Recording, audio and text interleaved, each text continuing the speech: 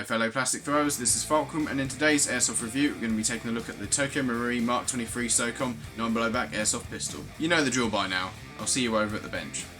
This gun comes in a plastic carry case. Inside the case you have the MK23, the laser LAM module, a magazine and a suppressor, and behind this foam here you also have your instruction manual and some paper targets. Oh, and let's not forget the unjamming rod. The construction of this gun is mostly plastic, so it's relatively light considering its large size. The base gun with no magazine or attachments on weighs 0.5 kilograms, which is a pound. Of course this is unloaded. If we were to include an empty magazine, the weight goes up to 1.8 pounds, which is 0.8 kilograms. The base gun is 25 centimeters long from muzzle to hammer, which is 10 inches. And with the standard MK23 suppressor, it goes up to around 17 inches, which is around 44 centimeters. Now this gun is fully licensed. You've got H&K, US government, caliber 45, HK45 down there. Now even though this gun is one of the more unrealistic airsoft guns you can buy, it is nice to see some licensing on this gun. Now I've got my 1911 here, and it also fires the same round as the real MK23, which is 45 ACP. And as you can see, the MK23 is quite a chunky gun compared to it. The mags lock into place with a nice click, and the release is located on the trigger guard and is fully ambidextrous. Now this gun's got quite a long trigger pull because it's non-blowback, so it's a double action mechanism. Although if you cock the hammer back, it will become single action for that shot. Like I said, it's non-blowback, so the slide will retract somewhat, but it will not kick backwards when you fire it, so there's no recoil on this gun. On the plus side though, that makes it very gas efficient and incredibly quiet. You have two safeties. You have this lever back here, and you have the slide release because it's not locking the slide back, it's now a safety. So you push them into place and it will lock the trigger. Now I don't like the way that you have to have the hammer cocked back to put the safeties on. In my mind that's a bit counterproductive for a safety. The iron sights in this gun are front post rear notch. I mean, you can't really argue, they're pistol sights, they work alright. Although because this slide has been sprayed, the front post is a bit brighter than the rear notch, so that makes it a bit hard to see. Now the suppressor thread on this gun is not a 14mm clockwise or counterclockwise thread like you get on most other airsoft guns. It is a fancy MK23 suppressor thread, so do bear that in mind if you want to put a different suppressor on this gun. To access the standard hop unit in this gun, you want to push the slide release out. Now there's going to be a bit more friction in this slide because it's non-blowback, but if you push it forward gently it should slide off. Now normally the hop wheel will be here. The hop works alright on lower weights like 2.5s, however we wanted to lift something a bit more substantial than a 2.5. So in the slide of this gun we have installed a Hadron TDC kit. These things are absolutely amazing, they allow you to lift basically any weight BB you want. Reinstalling the slide can be a bit fiddly, you've just got to line it up on its rails. And once you've got the slide in place you can then push your slide release back into place. And there you go. The magazines are nice and hefty and we haven't had any issues with these. Now gassing these mags up in our experience can be a bit messy. It tends to chuck quite a bit of gas out of the valve as you're filling it, although they still fill, but I imagine you're probably wasting quite a bit of gas with that. For the chrono test we are using 0.48 BLSs and neutral green gas.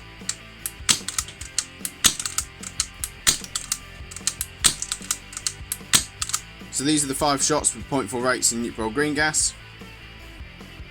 Now 214 with a 0.48 is roughly 330 FPS on a 0.2, so it's got a decent velocity. People are definitely going to feel it, but it's not too powerful that you can't use it within a close range. Now as I've mentioned, this is non-blowback, so you don't have the slide kicking backwards and forwards and there's no recoil. Now whilst this is not realistic, in the airsoft world there's several benefits, one of which is gas efficiency. You can get around 120 shots out of a single charge of gas in the mag, and the main benefit you get is an incredibly quiet gun when suppressed. Now unsuppressed this gun is quite loud still. However, if you chuck on its suppressor, the muzzle report will be significantly deadened. Now the obvious downside of this suppressor is that it doubles the length of a already quite large handgun, which means getting it to fit into a holster can be a problem, and when you draw it, it's like drawing a cutlass.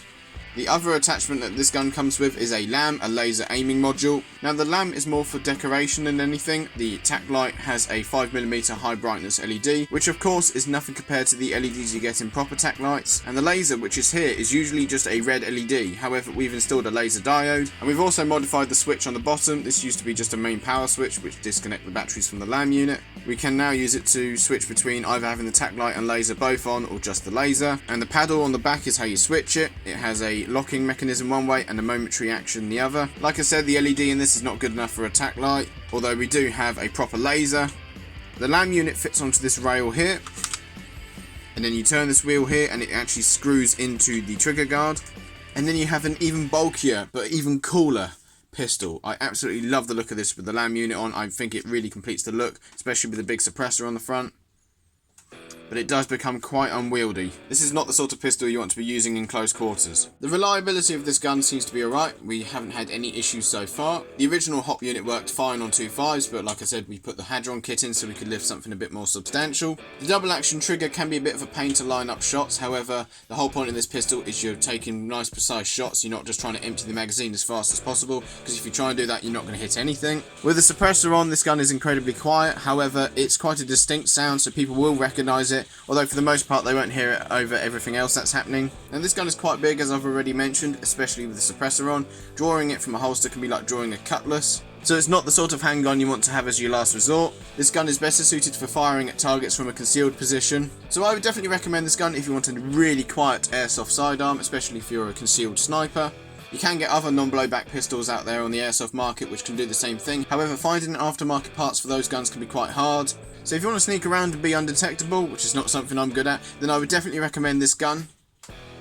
It's incredibly quiet, it's easy to get parts for, it's a proven system, it's incredibly reliable, it's very gas efficient. Not only does this gun work really well, it's a seriously cool looking piece of kit. So that's it for this video. Thank you very much for watching. If you liked it at any point, then make sure you leave a like. If you have any questions about this gun, then make sure you leave them in the comments down below. And if you don't want to miss out on any new content, then make sure you subscribe and enable notifications to this channel. And as always guys, play fair, play safe. Take care.